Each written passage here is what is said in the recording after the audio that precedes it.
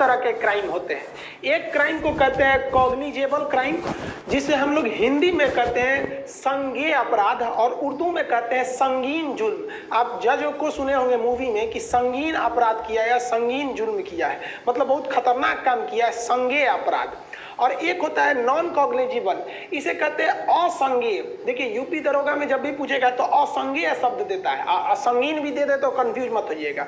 तो ये हो गया खतरनाक क्राइम और ये हो गया उतना खतरनाक क्राइम नहीं है। जैसे मान लीजिए कि आपका मोबाइल गायब हो गया, अब आप उस मोबाइल में आपका सिम कार्ड थी, उससे मिसयूज हो सकता था, या कुछ ऐसे डॉक्यूमेंट्स गायब हो गए जिसका आपको कुछ खास जरूरत भी नहीं है, मिल जाए तो अच्छा है, लेकिन ऐसा नहीं कि नहीं मिलेगा तो बहुत बड़ा लॉस हो जाएगा, लेकिन हाँ मिसयूज का खतरा ज्यादा होता है। तो इस तरह के कुछ मामूली मैटर होते हैं। जैसे मान लीजिए आप किसी मकान में रहते हैं, मकान मालिक एकदम अच्छा मार के भगा दिया, बाद में कॉम्प्रोमाइज हो सकता है, तो ये असंगीन मामला है। बहुत कभी आदमी आवेश में आके तू मैं हो जाता है, कभी हम बोल दिए कभी आप बोल दिए, तो ये असंगीन होते हैं। तो ऐसे मामले को हम नॉन कॉग्निजेबल कहते हैं, और जो इसकी रिपोर्ट लिखाई जाती है उसे कहते हैं नॉन कॉग्निजेबल रिपोर्ट, जिसको हम लोग शॉर्टकट में NCR कहते हैं। समझ में गया?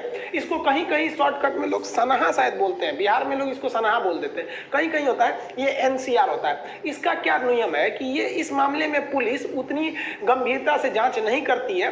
90 दिन के अंदर ये पुलिस अपने सीनियर अधिकारी मजिस्ट्रेट को कहती है कि ये मामला नॉर्मल था, इसको छोड़ देते हैं। हाँ, रिकॉर्ड में इसका यूज रख देते हैं कि नहीं, जो ये बंदा कह रहा है कि इसकी मोबाइल गायब हुई है, डॉक्यूमेंट्स या कुछ भी गायब हुआ है, अगर उससे कुछ मिसयूज होता है तो ये NCR लिखने की डेट से पहले कोई मिसयूज होता है तो भाई जब यही जिम्मेदार है। मेरी मान लीजिए मेरा मोबाइल 10 तारीख को गायब हुआ और 8 तारीख को उससे किसी को धमकी दे दी गई, तो भाई हम ही ना जिम्मेदार है। 10 हम तो रिपोर्ट लिखवा रहे हैं कि 10 को गायब हुआ है, तो ये भी जरूरी होता है। आप इसको हल्के में नहीं लीजिएगा, ये भी काम होता है।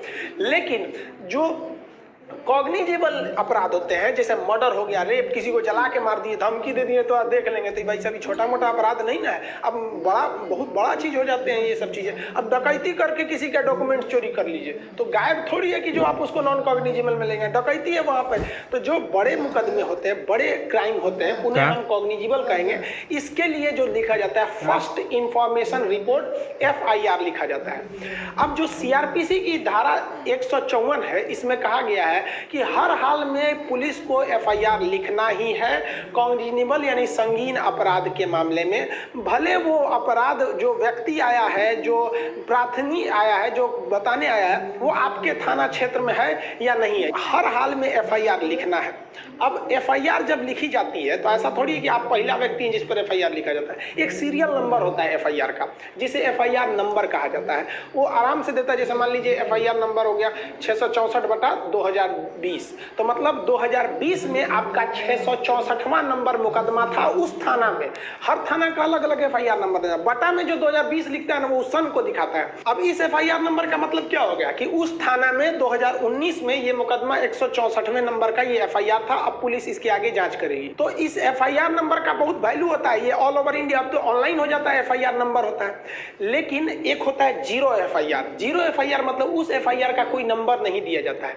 जैसे सुशांत सिंह राजपूत का जो केस चल रहा है वो मुंबई में है, घटना मुंबई है, लेकिन उनके पिताजी चूंकि पटना में रहते हैं तो ये पटना में लिखवा दिए हैं। तो ये थाना को अधिकार नहीं है कि आप दूसरे थाना के केस अपने जगह लिख लीजिएगा। हाँ, FIR करिएगा, लेकिन उस FIR को आप FIR नंबर नहीं दे सकते, तो उसके आगे जीरो लिख दिया जाता है कि इस FIR का नंबर नहीं है, लेकिन ये हमारे पास कहने आया है तो हम नहीं लिखेंगे इसका FIR, तो CRPC की धारा 154 के तहत हम ही पुलिस वाला अपराधी हो जाएगा, तो उसे जीरो FIR कहते हैं। जीरो FIR के तहत पुलिस आपको पूछताछ के लिए नॉर्मल बुला सकती है, लेकिन वारंट नहीं जारी करेगी। वारंट मतलब होता है नहीं तू अबे करो, नहीं आओगे तो उठा के ले आएंगे। तो ये महाराष्ट्र, इसीलिए पटना की पुलिस महाराष्ट्र गई थी। तो जब कभी भी जो घटना होती है, अगर उस घटना स्थल से अलावे किसी दूसरे थाना क्षेत्र में लिखवा देते हैं तो वो हो जाता है आपका जीरो FIR।